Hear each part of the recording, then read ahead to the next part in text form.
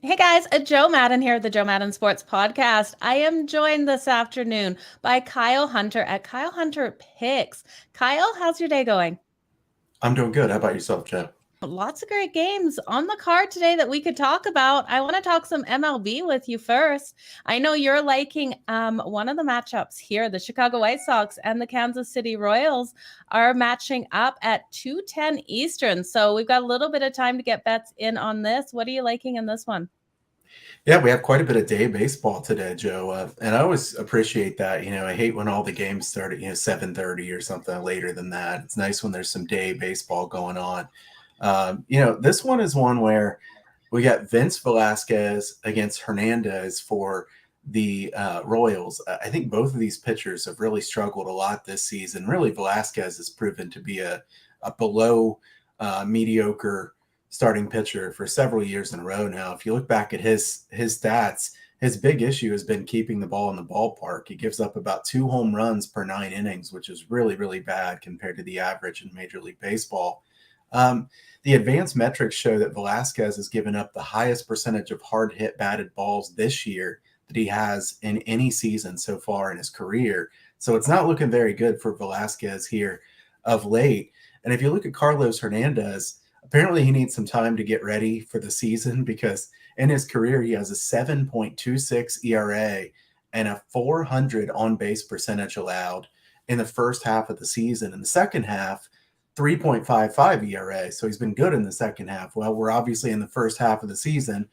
We're still pretty early in the season. And really, Hernandez has over a 9 ERA so far this year. He's had some walk issues. He has more walks than strikeouts. And if you're this far into the season, you have more walks than strikeouts, you're having some pretty major problems here.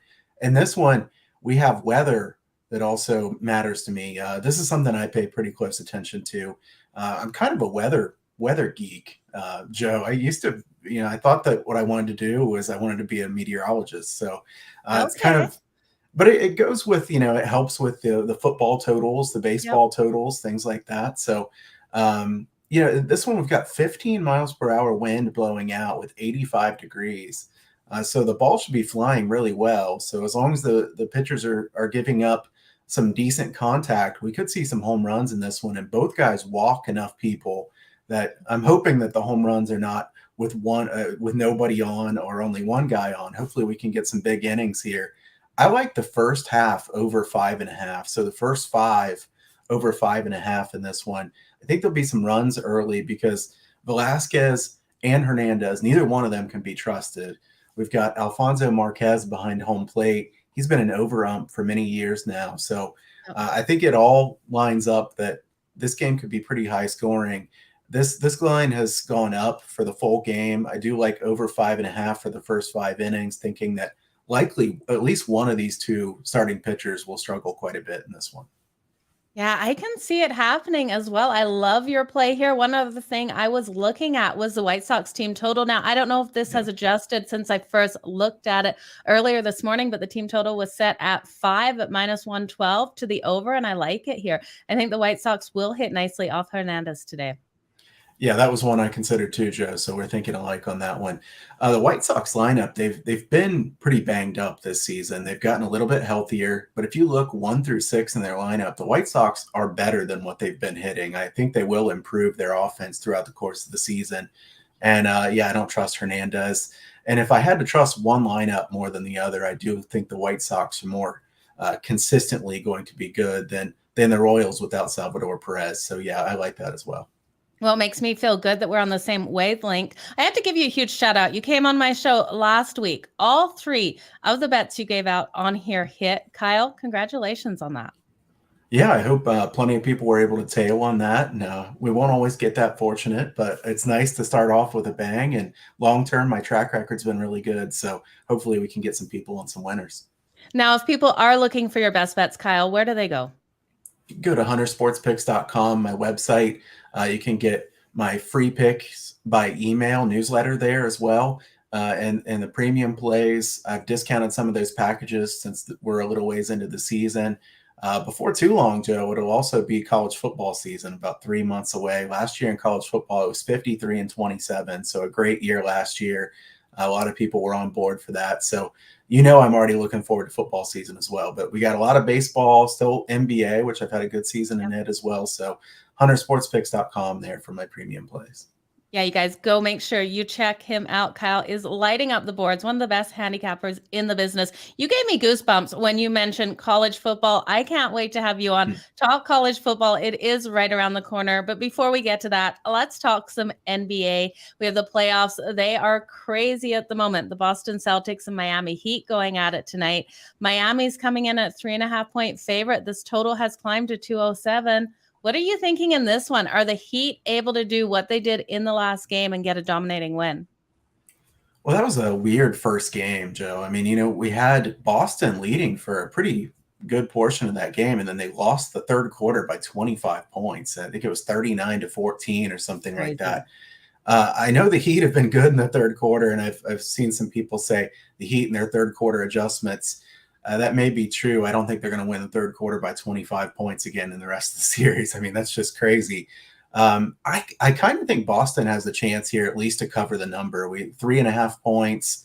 I know Horford being out hurt them quite a bit. And, with the COVID protocols, I believe he'll be out again today. I haven't seen an update to that, but I would assume he will be out in this one. The Celtics, I think Marcus Smart's going to try to play in this game. Smart's an important player for them, so keep an eye on the injury report for that one. But I think the Celtics are a good enough team that they should be able to keep it close with the Heat. As far as the total in this one, I'm not really sure what to do with this because they actually played kind of fast in the first game. There were 98 possessions in the first game, which is quicker than I would have expected for these two teams. Maybe because it got to be a bit of a blowout, they played a little quicker, but both of these teams are really good defensively. So I'm not anxious to bet an over, especially at 207. Playoff basketball is a lot different than regular season basketball. And there's been a bunch of unders here in the postseason. It's part of the reason I've done better here in the postseason. I'm usually an under better more often than an over better, but as you found out and people watching, I'll take overs when I think there's value, like I did there in the baseball game. But, this is one I'm going to lean toward the Celtics here plus 3.5. Not sure if I'm going to bet this one or not. I like the baseball play the most of the ones here that I'm going to give today. So Celtics, I think 3.5 points is quite a bit in a game that feels like kind of a coin flip. I think it's probably 3.5, partially because Horford's likely out.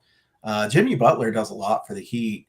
I don't know that the supporting cast behind Butler is as good as what the Celtics have as far as depth. What would you think for any player props? Would you play a prop on Jimmy Butler tonight? Shoot, I mean, if you've been betting overs on Jimmy Butler in the playoffs, you got to be filthy rich at this point. I mean, he's taking all kinds of shots, getting a lot of rebounds. I couldn't argue with anybody that takes an over on that. I haven't really looked at the numbers, so I'm not sure exactly what it's at. I imagine they've gotten pretty high at this point, but Jimmy Butler overs in the playoffs, probably a good idea because if you look at his playoff averages compared to his regular season averages, there's a massive difference there. His usage goes way up in the playoffs. I'm not a huge Jimmy Butler fan, just, in general, as far as a fan of the game, but I love the way he plays. He's got a little bit too much attitude for me, but you got to love the way he plays. He plays hard.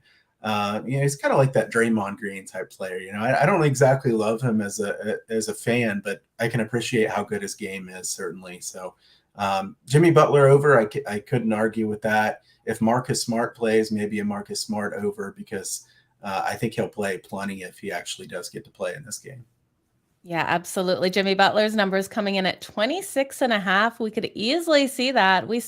It seemed like he got more than 26.5 in that third quarter of that last game. So I definitely think we could be in the money taking him here tonight. But Kyle, can you remind everyone again where to find you? huntersportspicks.com. You can go there for my premium plays. I'll have plays up for baseball all throughout the season, NBA plays. This is time of the year where you won't get quite as many plays as what you do some other times, but my prices are discounted based on that. So it's been a really good run for me here lately, 22-9 in the last 31. So it's been a nice run. Did lose my last play there last night, 22-9 in the last 31. Certainly can't argue about that. So we'll try to keep it going.